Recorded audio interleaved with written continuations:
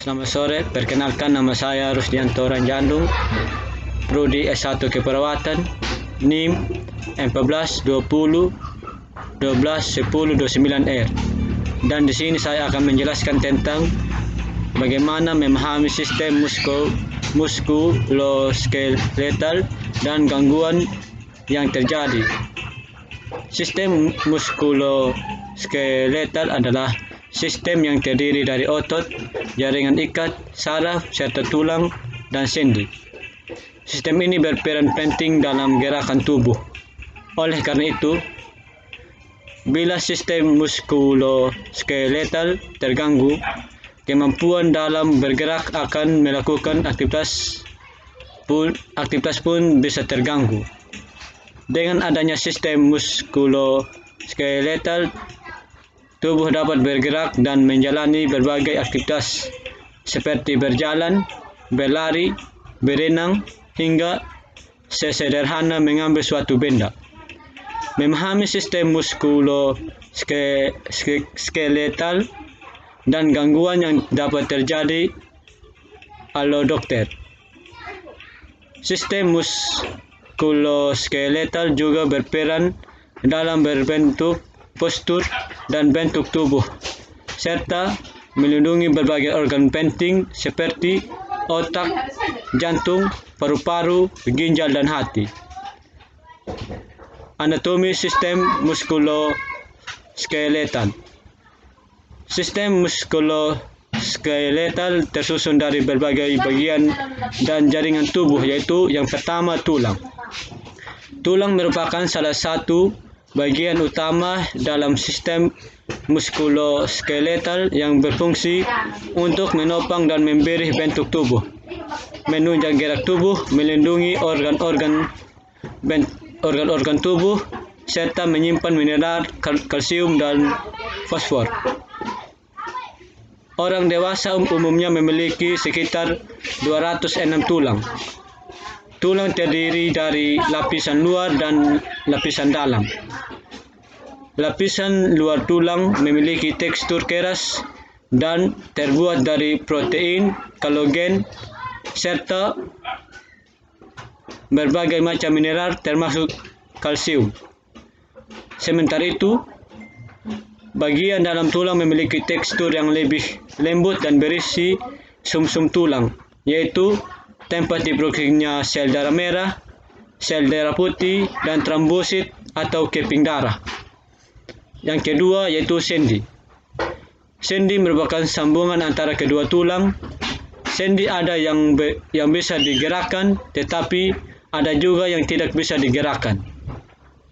Sendi yang tidak bisa digerakkan contohnya sendi yang terdapat di lempengan tengkorak.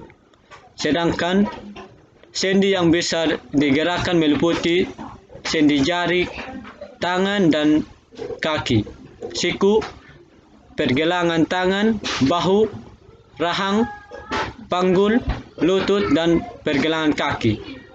Dan yang ketiga yaitu otot.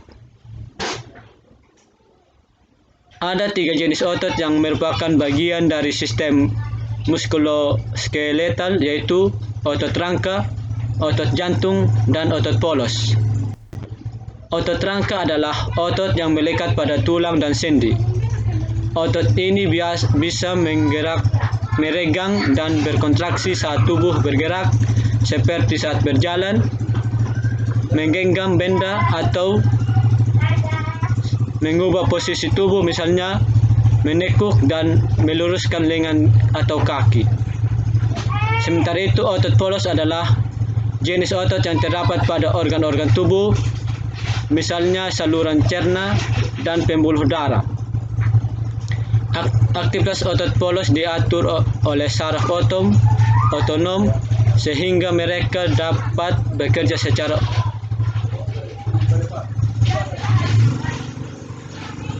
otomatis. Sama seperti otot polos, otot jantung juga bekerja secara otomatis dalam memompa darah ke seluruh tubuh. Tetapi struktur jaringan otot ini mirip dengan otot rangka. Di saluran pencernaan, otot polos bertugas untuk menggerakkan usus agar makanan dan minuman bisa dicerna, kemudian dibuang sebagai kotoran. Pada pembuluh darah, otot polos bertugas untuk mengatur aliran darah dengan cara melebarkan atau menyempitkan pembuluh darah. Yang keempat yaitu tulang rawan. Tulang rawan adalah sejenis jaringan ikat yang menutup sendi. Selain berada di antara sambungan tulang rawan juga ada di hidung, telinga, dan paru-paru. Tulang rawan memiliki struktur yang kokoh tetapi lebih kenyal dan lentur. Tidak seperti tulang rangka. Tulang rawan bertugas untuk mencegah tulang dan sendi saling bergesekan serta menjadi peredam fisik dan tubuh mengalami cedera. Yang kelima, ligamen. Ligamen adalah jaringan ikat yang menghubungkan tulang dan sendi. Ligamen terdiri atas serat elastis yang tersusun dari protein. Jaringan ikat ini berfungsi untuk memompa sendi seperti lutut, pergelangan kaki, siku, dan bahu, serta memungkinkan pergerakan tubuh. Yang keenam, tendon. Tendon adalah jaringan ikat tebal dan berserat yang berfungsi untuk menghubungkan otot ke tulang. Tendon juga terdapat di seluruh tubuh melalui dari kepala, leher, hingga kaki. Ada banyak jenis tendon dan salah satunya adalah tendon Achilles, tendon terbesar di tubuh. Tendon ini menempelkan otot betis ke tulang tumit dan memungkinkan kaki serta tungkai untuk bergerak. Sementara itu, tendon rotator cuff di bahu berfungsi untuk menunjang gerakan bahu dan lengan. Cara kerja sistem muskuloskeletal. Ketika Anda hendak menggerakkan tubuh, otak akan mengirimkan sinyal melalui sistem saraf untuk mengaktifkan otot rangka. Setelah menerima impuls atau rangsangan dari otak akan berkontraksi. Kontraksi otot ini akan menarik tendon dan tulang untuk membuat tubuh bergerak. Sedangkan untuk mengedurkan otot, sistem saraf akan mengirimkan pesan ke otak untuk mengatur agar mengendur dan rileks. Otot yang rileks akan berhenti berkontraksi sehingga gerakan tubuh akan ikut terhenti. Yang berikut beragam gabungan pada sistem muskuloskeletal.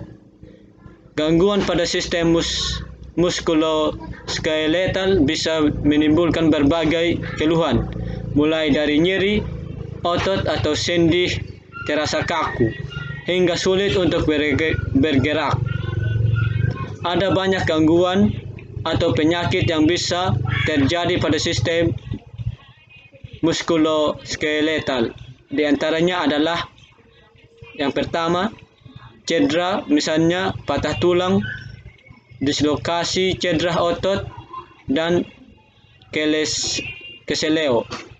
Yang kedua, kelainan bentuk tulang, misalnya akibat cedera, osteoporosis, penyakit degeneratif, kelainan genetik, dan tumor atau kanker.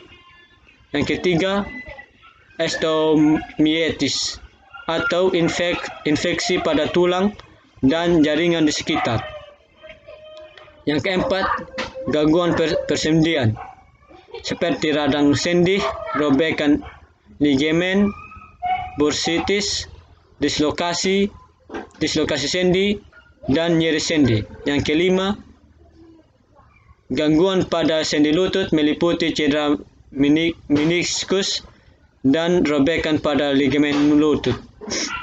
Yang keenam, masalah pada otot, misalnya otot robek, atrofi otot, cedera hamstring, dan sarcopenia atau berkurangnya massa otot akibat penuaan. Yang ketujuh, penyakit autoimun, misalnya rheum, arthritis, vaskulitis, ankylosing, dan lupus. Cara menjaga kesehatan sistem muskuloskeletal. Agar sistem muskuloskeletal bisa tetap berfungsi dengan baik, Anda perlu menjaga kesehatan sistem ini dengan menjaga kesehatan tubuh secara keseluruhan. Dengan cara Anda bisa melakukan olahraga secara rutin, misalnya dengan berjalan santai, berenang, latihan beban, yoga, atau pilates. Yang kedua, perbaiki postur tubuh, yaitu dengan membiasakan diri untuk duduk dan berdiri tegak. Yang ketiga, jaga berat badan tetap ideal untuk mengurangi tekanan berlebih pada tulang dan sendi. Yang keempat, konsumsi makanan bergizi seimbang, terutama makanan yang mengandung kalsium, protein, dan vitamin D untuk menjaga tulang tetap kuat. Yang kelima, berhenti merokok dan kurangi konsumsi minuman beralkohol.